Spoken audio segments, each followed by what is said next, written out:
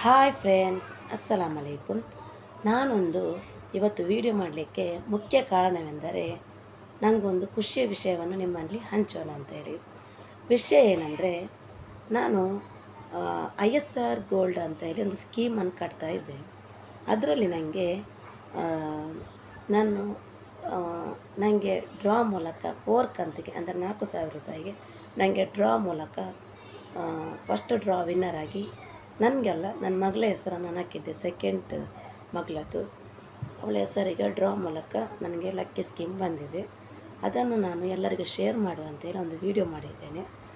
ವಿಷಯ ಏನಂದರೆ, ನಾವು ಮಿಡಲ್ ಕ್ಲಾಸ್ ಫ್ಯಾಮಿಲಿಗಳು ನಾವು ಯಾವುದರಲ್ಲಾದರೂ ಒಂದು ದುಡ್ಡು ಸೇವಿಂಗ್ಸ್ ಮಾಡಿಟ್ರೆ ಒಳ್ಳೆಯದಂತ ಹೇಳಿ ನಾನು ಅದರಲ್ಲಿ ಸೇವಿಂಗ್ಸ್ ಮಾಡ್ತಾ ಇದ್ದೆ. ಬಟ್ ನನ್ನದು ಅದರಲ್ಲಿ 5 ಹೆಸರಿತ್ತು. 5 ಹೆಸರಲ್ಲಿ ಒಂದು ನನಗೆ ಡ್ರಾ ಮೂಲಕ ಬಂದಿದೆ. ಅದರಲ್ಲಿ ನನ್ನ ಮಗಳಿಗೆ ಬಂದದ್ದು 37 ನಂಬರ್. ಅದು ಅವತ್ತು ಒಂದು ವಿಷಯ ನನಗೆ ಹೇಳಲಿಕ್ಕೆ ಇದೆ, ಅದಿಷ್ಟೇ. ನೋಡಿ, ನಾವು ಒಂದು ಕಡೆ ಖರ್ಚು ಮಾಡ್ತೀವಿ, ಒಂದು ಕಡೆಯಿಂದ ಬರ್ತದೆ ಅಂತ ಹೇಳ್ತಾರೆ. ಅಂದರೆ ನಾವು ಒಂದು ಕಡೆ ಹೋದರೆ ಇನ್ನೊಂದು ಕಡೆಯಿಂದಾದರೂ ದೇವರು ನನಗೆ ಕೊಡ್ತಾನೆ ಅಂತ. ಇದು ಮಾತು ಮಾತ್ರ 100ಕ್ಕೆ 100 ಸತ್ಯ. ಯಾಕೆ ಅಂದರೆ, ನಾನು ನನ್ನ ಮಗಳನ್ನು 4 ದಿನ ಮುಂಚೆ ಈ ಸ್ಕೀಮ್ ಡ್ರಾ ಆಗುವ 3 ದಿನ ಮುಂಚೆ ನನ್ನ ಮಗಳಂದು ಜ್ವರ ಬಂದು ಹುಷಾರಿಲ್ಲದೆ ಹಣ ಇರದೆ ನಾನು ಅವಳನ್ನು ಹಾಸ್ಪಿಟಲಿಗೆ ಗೌರ್ಮೆಂಟ್ ಹಾಸ್ಪಿಟಲಿಗೆ ಕರ್ಕೊಂಡು ಹೋಗಿದ್ದೆ. ಗೌರ್ಮೆಂಟ್ ಹಾಸ್ಪಿಟಲಲ್ಲಿ ಅವರು ನೆಗ್ಲೆಕ್ಟ್ ಮಾಡಿದರು. ಎಂತಂದರೆ, ನಾನು ಅವಳನ್ನು ಹಾಸ್ಪಿಟಲಿಗೆ ಕರ್ಕೊಂಡು ಹೋದದ್ದು ನಿಮ್ಮದು BR ಶೆಟ್ಟಿ ಗೌರ್ಮೆಂಟ್ ಮಹಿಳಾ ಮತ್ತು ಮಕ್ಕಳ ಆರೋಗ್ಯ ಕೇಂದ್ರ, ಅಲ್ಲಿ ಕರ್ಕೊಂಡು ಹೋಗಿದೆ. ಅಲ್ಲಿ ಅವಳನ್ನು ನೆಗ್ಲೆಕ್ಟ್ ಮಾಡಿದ್ರು. ಅಂದರೆ ಬ್ಲಡ್ ಟೆಸ್ಟಿಗೆ, ಡೆಂಗ್ಯೂ ಟೆಸ್ಟಿಗೆ 5 ದಿನ ಆಗ್ತದೆ, 6 ದಿನ ಆಗ್ತದೆ ಅಂತೇಳಿ ಹೇಳಿದ ಮೇಲೆ ನನಗೆ ತುಂಬ ಅದು, ಅಂದರೆ ನನ್ನ ಮಗಳು ಅಷ್ಟು ಸುಸ್ತಲ್ಲಿ ಕೂಡ ಇದ್ಲು. ಹಾಗಾಗಿ ನಾನು ಅವಳನ್ನು ಎಲ್ಲಿಗೂ ಹಣ ಇಲ್ಲದೆ, ನಾನು ಆ ಟೈಮಲ್ಲಿ ನನ್ನ ಹತ್ರ ಹಣ ಇರಲಿಲ್ಲ. ನಾನು ಅವಳನ್ನು ಹಣ ಇಲ್ಲದೆ ಕೂಡ ನಾನು ಎಂತ ಮಾಡಿದೆ ಅಂದರೆ, ಸಿಟಿ ಹಾಸ್ಪಿಟಲ್ಗೆ ಹೋಗಿ ಅಶೋಕ್ ಕುಮಾರ್ ಅಂತೇಳಿ, ಸಿಟಿ ಹಾಸ್ಪಿಟಲಲ್ಲಿ ಅವರು ಇರಲಿಲ್ಲ, ಅವರಿದ್ದದ್ದು ಬೇರೆಯೇ ಅಂದರೆ ಅವ್ರದ್ದು ಕ್ಲಿನಿಕ್ ಬೇರೆ ಕಡೆ, ಉಡುಪಿಯಲ್ಲಿ ಕೋರ್ಟ್ ರೋಡಲ್ಲಿರೋದು.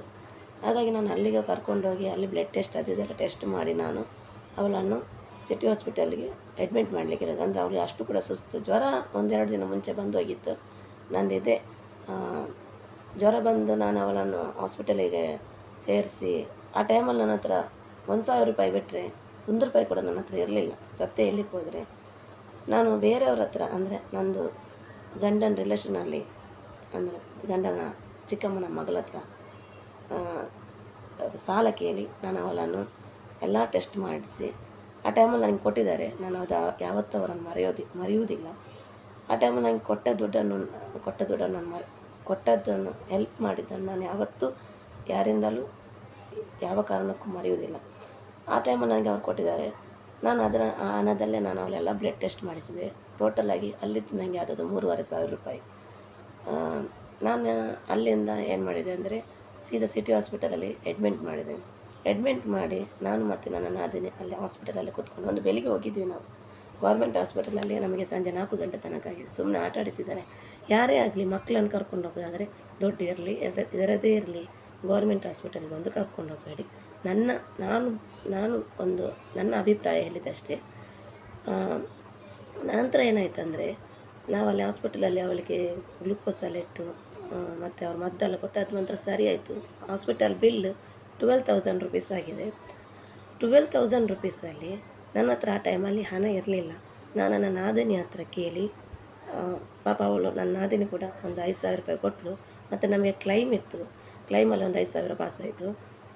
6,000 ನಮಗೆ ಕಟ್ಟಲಿಕ್ಕೆ ಬಂತು, 5,000 ಕ್ಲೈಮಲ್ಲಿ ಪಾಸಾಯಿತು. 1,000 ಅವರು ಬಿಟ್ಟರು, ಇದು ಮಾಡಿದರು. ಅಂದರೆ ನಾವು ಸಿಟಿ ಹಾಸ್ಪಿಟಲಲ್ಲಿ ಅಡ್ಮಿಂಟ್ ಆಗೋದಂತೇಳಿ ಎಲ್ಲದ ಕಲ್ಲಿಗೆ ಹೋಗೋದಂತ ನಮ್ಮದು ಪರಿಚಯ ಉಂಟು. ಹಾಗಾಗಿ 1,000 ಇದು ಬಿಟ್ಟು ರಿಕ್ವೆಸ್ಟ್ ಮಾಡಿದ್ದಕ್ಕೆ.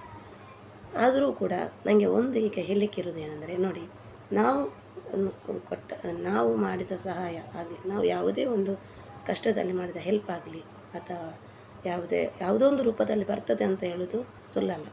ನಾವು ಹಾಸ್ಪಿಟಲಿಂದ ಮನೆಗೆ ಬಂದು ನಾನು ನನ್ನ ಮಗಳನ್ನು ಸ್ನಾನ ಮಾಡಿಸಿ, ಬಿಸಿ ನೀರು ಮಾಡಿ ಸ್ನಾನ ಮಾಡಿಸಿ, ಮಕ್ಕಳನ್ನೆಲ್ಲ ಸ್ನಾನ ಮಾಡಿಸಿ, ನಾನು ಟೆನ್ಷನ್ನಲ್ಲಿ ಕೂತ್ಕೊಂಡಿದ್ದೇನೆ. ಯಾಕೆಂದರೆ ನನ್ನ ಹತ್ರ ಹಣ ಇರಲಿಲ್ಲ.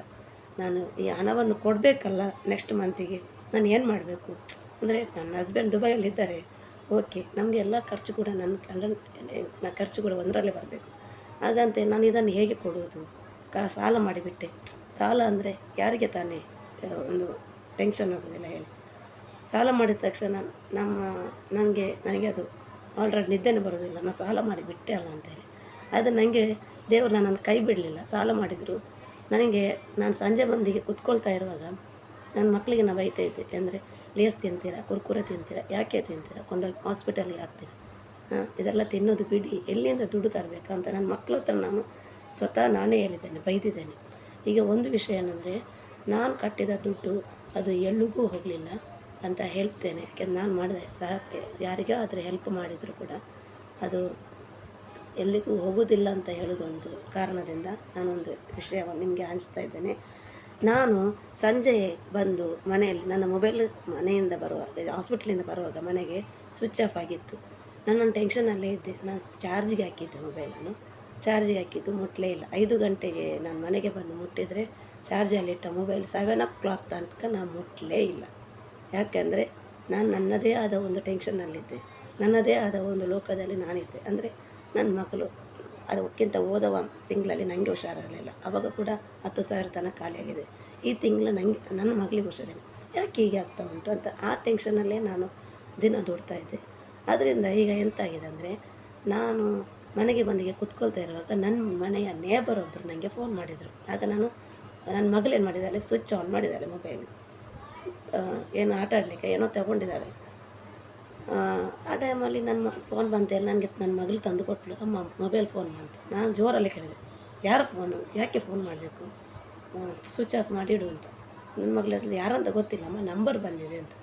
ನಾನು ತೊಗೊಂಡೆ, ಹಲೋ ಅಂತ ಮಾಡಿದೆ. ನಿಮ್ಮ ಹೆಸರಲ್ಲಿ ಲಕ್ಕಿ ಸ್ಕೀಮ್ ಬಂದಿದೆ ಅಂತ ಹೇಳಿ ಮೆಸೇಜ್ ಬಂದಿದೆ, ನಿನ್ನ ಮಗಳ ಹೆಸರಲ್ಲ ಆಸಿಯಾ ಮಿಫ್ರಾ ಅಂತ ಹೇಳಿ ಕೇಳಿದೆ. ಹೌದಂತ ಹೇಳಿದೆ. ಅದರ ನಂಬರ್ ನಂದು ಆಗಲಿಕ್ಕಿರಲಿಲ್ಲ, ನಾನು ನೋಡ್ತೀನಿ ಅಂತ ಹೇಳಿದೆ. ಅಂದರೆ ನಾನು ಅಷ್ಟೊಂದು ಹುಮ್ಮಸ್ಸಲ್ಲಿ ಕೇಳಲಿಲ್ಲ. ನನಗೆ ಗೊತ್ತುಂಟು ಅದು ನನಗೆ ಬರಲಿಕ್ಕಿಲ್ಲ ಅಂತ. ಯಾಕೆಂದರೆ ಕಷ್ಟದ ಮೇಲೆ ಕಷ್ಟ ತಿನ್ನುವವರೆಗೆ ಯಾವುದರಲ್ಲೂ ಒಂದು ಇದು ಬರೋದಿಲ್ಲ, ನಮಗೆ ಗೊತ್ತಲ್ಲ. ನಾನಂತ ಹೇಳಿದೆ, ಇಲ್ಲ ನನಗೆ ಬರಲಿಕ್ಕಿಲ್ಲ, ನಾನು ನೋಡ್ತೀನಿ, ಚೆಕ್ ಮಾಡ್ತೀನಿ ನಂಬರ್ ಅಂತ ಹೇಳಿದೆ. ನೋಡುವಾಗ ನನಗೇ ನನ್ನ ಮಗಳಿಗೇ ಬಂದಿದೆ. ಅಂದರೆ ನಂಬರೆಲ್ಲ ಚೆಕ್ ಮಾಡಿದ್ಲು ನನ್ನ ದೊಡ್ಡ ಮಕ್ಕಳು. ನಾನು ಅದರ ವಿಷಯದಲ್ಲಿ ಅಷ್ಟು ಹೋಗಲಿಲ್ಲ. ನಾನು ಸೀದಾ ಬಾತ್ರೂಮ್ಗೆ ಸ್ನಾನ ಮಾಡಲಿಕ್ಕೆ ಅಂತ ಹೋದೆ. ನನ್ನ ಮಕ್ಕಳೆಲ್ಲ ನೋಡಿದರು, ಅಮ್ಮ ಅದು ಬಂದಿದೆ ಹೌದು ಅಂತ. ನಾನಾಗ ನನ್ನ ಅತ್ತೆಯನ್ನು ಕೂಡ ಒಂದು ಇದು ಮಾಡಿದೆ. ಅಂದರೆ ಆತ ನೋಡಿ ನನಗೆ ಬಂದಿದೆ ನೋಡಿ, ನನಗೆ ಒಂದು ಖುಷಿ ಆಯಿತು, ನಾನು ಕಟ್ಟಿದ ದುಡ್ಡು ಎಲ್ಲಿಗೆ ಹೋಗಲಿಲ್ಲ, ಹಾಗೆ ಹೇಗೆ ಅಂತೇಳಿ ಒಂದು ಖುಷಿ ಪಟ್ವಿ. ಹೀಗೆ ಅದರದ್ದು ನಾನು ತೋರಿಸ್ತೇನೆ ನೋಡಿ ಎಂತ ಬಂದಿದೆ ಅಂತ. ನೋಡಿ,